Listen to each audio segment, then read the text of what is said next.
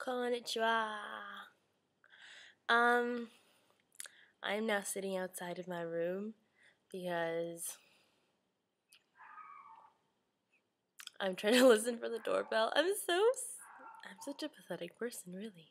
I should be working on my Orla, but instead I'm trying to entertain myself so that I can, not be so alone. No, I'm still waiting for my friend.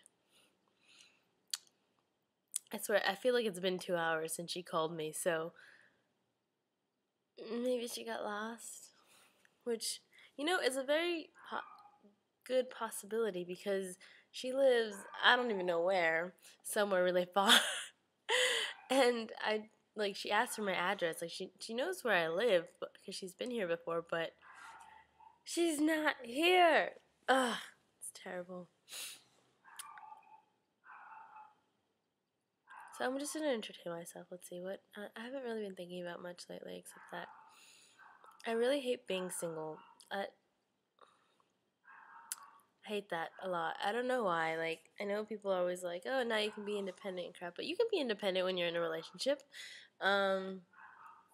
Also, but I'm a very dependent person. Okay, so if you ever get in a relationship with me, you're gonna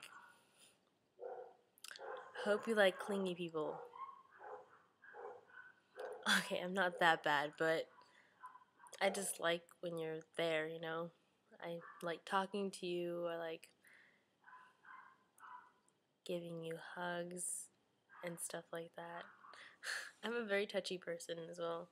And surprisingly, people don't get fed up by it. And I actually am surprised most of the time. It's like, hug, and they hug me back, and I feel so happy.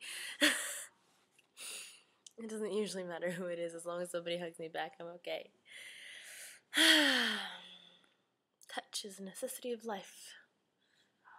Really, it really is. I actually read this one book. I don't even know if I read the whole thing, but I read this book about, it was basically about touch. It was like,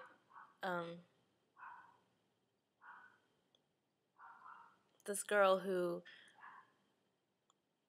like, her ex just broke up with her. Like, they just broke up, and she's, like, all depressed about it and everything. But then she meets this guy, and he, like, to her, I guess, in the way that they described him, he was, like, some kind of magical, like, savior to her or whatever. And, like, he explained to her somehow, like, the meaning of life and, like, in a relationship kind of thing. And I was like, well, that's interesting.